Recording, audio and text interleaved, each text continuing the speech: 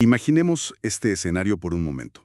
Un gobierno está a punto de entrar a la batalla política más grande y compleja de la historia reciente del país. Ajá. Y, tienen que defender una mayoría abrumadora en el Congreso, seguir gobernando a nivel federal y además, coordinar la defensa de muchísimos estados. Y la primera orden, la instrucción principal, es desarmar el propio cuarto de guerra. Sí, suena completamente irracional. Totalmente. En la víspera de una batalla, la regla de oro, digo desde siempre, es que no cambias a tus generales. Claro, no los mueves. Exacto. Pero eso es exactamente lo que los documentos y, todos los reportes de los últimos días nos muestran que está pasando hoy, justo ahora, en abril de 2026. Así que, bienvenidos a este análisis a fondo. Así es, bienvenidos. Nuestra misión hoy es tomar esta, de verdad, montaña de fuentes, documentos oficiales, análisis académicos, cronologías, y descifrar el masivo reacomodo de poder que está ocurriendo en México. A poco más de un año de iniciado el gobierno, la arquitectura de la Cuarta Transformación está sufriendo su remodelación más drástica. Ok, vamos a desempacar esto, porque es un intercambio masivo de piezas. Sí, y es un fenómeno que, si uno solo lee los titulares, los puros encabezados en redes, parece un caos absoluto, ¿eh? Un desorden total, ajá. Exacto. Pero cuando cruzas la información de todas estas fuentes que revisamos, pues emerge un patrón interesantísimo. Lo que revelan las fuentes no son simples renuncias aisladas o caprichos, digamos, de la burocracia. Ah, no. Entonces, ¿qué estamos viendo realmente? Estamos viendo el paso de la etapa fundacional, esta etapa súper personalista del movimiento, Claro, la etapa de origen. sí, a una etapa de pura institucionalización. Todo bajo una nueva conducción. Y bueno, una preparación electoral enorme rumbo al 2027.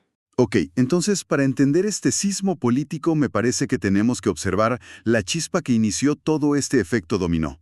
Y según los análisis, todo empieza con una regla. Una regla de oro, sí. Así es, una nueva regla no escrita en la Constitución, pero que está siendo ejecutada desde la presidencia con una firmeza brutal. Sí, y es muy clara. Si alguien del gabinete actual quiere competir en las elecciones de 2027, o sea, buscar un cargo, tiene que abandonar el gobierno ya, inmediatamente. Que es una decisión súper fuerte. Y es justamente esta regla la que tira la primera ficha. Estela Damián renuncia a la Consejería Jurídica del Ejecutivo Federal. Que, acababa de asumir a finales de 2025. Exactamente, llevaba muy poco. Y renuncia para buscar la candidatura a la gubernatura de Guerrero. Y bueno, para quienes nos escuchan, hay que dimensionar esto. La Consejería Jurídica es el escudo legal del presidente. Es la oficina que redacta las reformas. Sí, defienden todo en tribunales, revisan cada decreto. Es un vacío legal enorme. Gigantesco. Y para llenar este hueco en la presidencia, invitan nada más y nada menos que a Luisa María Alcalde. Que hasta ese preciso momento, era la presidenta nacional de Morena. Así es. Y Alcalde acepta, declarando esta frase de que están para encargos, no por cargos. Ajá. Y bueno, su salida obliga al partido a convocar de urgencia a un Congreso Nacional Extraordinario, ahora para el 3 de mayo de 2026, para renovar la presidencia. Dejando temporalmente a Carolina Rangel al frente por estatutos. Sí. Y a ver, yo como analista aquí tengo que plantear un cuestionamiento. Es como el juego de las sillas musicales pero a nivel de Estado. Y yo me pregunto, ¿por qué desarmar la cúpula del partido? Es la gran pregunta. Mover a tu líder nacional al gobierno, digo, justo a escasos meses de que arranque formalmente el proceso para la elección intermedia. No sé, me parece arriesgadísimo. Lo fascinante aquí es que las fuentes y los análisis nos dicen que había razones de mucho peso. O sea, la dirigencia saliente ya mostraba un desgaste importante. ¿Fricciones internas? Sí, muchísimas fricciones. Administrar el partido hoy en día es como intentar ordenar a una criatura de 1000 cabezas. Híjole, me imagino. Tantas facciones, tantos intereses locales. Alde al gobierno despresuriza el partido, pero hay un detalle súper crucial en los reportes que no podemos omitir. A ver, ¿cuál? Andrés Manuel López Beltrán se queda. Él se mantiene como secretario de organización del partido. Ah, claro. Entonces, si te fijas, el movimiento es súper quirúrgico. Cambian la presidencia, pero la estructura base, digamos, no es una purga total, ni mucho menos. Mantienen el ancla. Y bueno, este vacío que deja Luisa María Alcalde nos lleva al siguiente movimiento que, híjole, es el más polémico de todos. Sí, el que más ruido ha hecho en las columnas. Aquí es donde se puede realmente interesante, porque conecta directo la administración pública con la maquinaria electoral. Ariadna Montiel deja la titularidad de la Secretaría del Bienestar. Sí. La deja para ir a buscar la dirigencia nacional del partido, de Morena. De 65 años, maestra normalista, con 25 años de experiencia, ex titular de la SEP y que ya estaba en la presidencia viendo temas intergubernamentales. Así es. Pero, a ver, pongamos números sobre la mesa. El bienestar no es cualquier secretaría. Maneja los programas sociales constitucionales y atiende a, fíjate en este dato, a más de 18.2 millones de beneficiarios. 18.2 millones. O sea, ¿es toda la base social del país? Totalmente. Y por eso los críticos de la oposición señalan este movimiento como un monumental conflicto de interés. Claro, el argumento de la oposición, siendo súper objetivos al reportarlo, es que la persona que administraba los apoyos sociales, pues ahora va a ir a administrar los votos al partido. Exacto, esa es la lectura de ellos. Pero la postura oficial es muy distinta. El gobierno defiende que Montiel simplemente va a encabezar otras tareas del movimiento y recalcan que los programas ya son derechos constitucionales intocables. Es decir, que no se pueden condicionar por nadie. Exacto, independientemente de quién está en el partido. Pero, o sea, mi duda es más operativa. Perder a la titular en este preciso momento, con esa cantidad de beneficiarios, me parece súper riesgoso. ¿Cómo afecta esto la operación del día a día?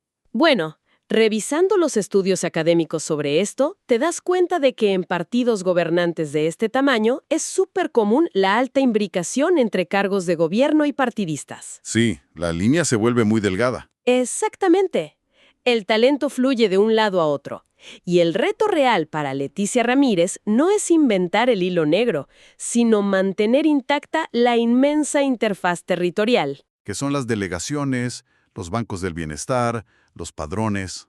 Todo eso. Su trabajo es asegurar que la transición administrativa no genere ni una sola fricción allá afuera. Claro, que el beneficiario ni sienta el cambio de titular. Exacto. Y fíjate, cambiar a la presidenta del partido y cuidar el bienestar es vital, pero no es suficiente. Necesitas a alguien que opere en el lodo, por decirlo así, en el campo de batalla electoral. Y eso explica otra gran renuncia en el gabinete. Sí, la de Citlali Hernández. Así es. Citlali Hernández renuncia el 17 de abril de 2026 a la recién creada Secretaría de las Mujeres y se va a presidir la Comisión Nacional de Elecciones de Morena. Que es una posición de muchísimo poder interno, ¿eh? Demasiado. Su objetivo, según los documentos, es coordinar el proceso para ganar 17 gubernaturas. 17, ¿sí? Y no solo eso, también tiene que domar la alianza con el Partido del Trabajo y el Partido Verde, que, bueno, los reportes muestran que andan con posturas bastante rebeldes últimamente. Sí, ya vimos que amagaron con ir solos en San Luis Potosí y en la Ciudad de México. Exacto. Y yo me pregunto sobre la viabilidad de esto. O sea, las tensiones están al rojo vivo. ¿Tienes aliados amagando con irse por su lado? Legisladores pidiendo licencias anticipadas para contender. A ver, ¿cómo controlas ese fuego interno cuando, literalmente, todos quieren una candidatura? Si conectamos esto con el panorama general, la entrada de Citlali Hernández tiene todo el sentido táctico del mundo. Por su perfil, dices. Exacto. Ella entra justamente como una figura con muchísima experiencia en negociar con las bases radicales del movimiento y con los partidos aliados. Ah, claro. Es alguien que conoce las bases a la perfección. Sí, y lo que la dirigencia busca con esto es imponer disciplina interna. Necesitan reglas claras, por ejemplo, el combate frontal al nepotismo en las candidaturas, antes de que el proceso del 2027 se les desborde por completo. Tiene sentido. O metes orden ahorita o se te cae la casa encima. Totalmente. Pero a ver, simultáneamente a este control interno, el entorno electoral externo también está cambiando. Y aquí entramos al tema del INE. El Instituto Nacional Electoral nombra a 3 nuevos consejeros. Sí, un tema súper delicado en las fuentes. Bastante. Y hay un nombre que destaca en los reportajes, que es Arturo Manuel Chávez. Este aspirante sacó nada menos que 99 de 100 en el examen técnico. Que es una calificación, o sea, impecable. Es altísima, pero la oposición lo está señalando durísimo debido a vínculos previos con el partido en el poder. Y aquí vemos un cambio de paradigma súper interesante sobre cómo se defienden estos nombramientos hoy en día. A ver, explícame eso. O sea, ante los señalamientos políticos de la oposición, la defensa es puramente técnica. El argumento es que obtuvo el puntaje casi perfecto, 99 de 100. Claro, el mérito académico por encima del historial político. Exacto. Y este perfil técnico sirve como un escudo, digamos, procedimental. Te blinda ante las críticas porque, objetivamente, es el perfil más calificado en el papel. ¡Wow! Es una manera muy sofisticada de sortear la presión externa.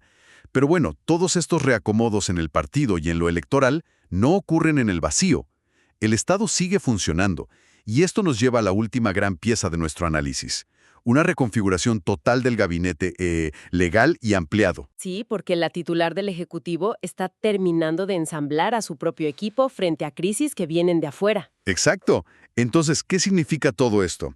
Porque en poco más de un año ha habido 6 cambios clave en el gabinete que no tienen que ver con el 2027. Así es. Son áreas críticas para el país. Por ejemplo, Juan Ramón de la Fuente dejó la Secretaría de Relaciones Exteriores por motivos de salud. Y entró Roberto Velasco, que es un perfil más joven. Luego, en Hacienda, Rogelio Ramírez de la O dejó la Secretaría y entró Edgar Amador Zamora. Ajá.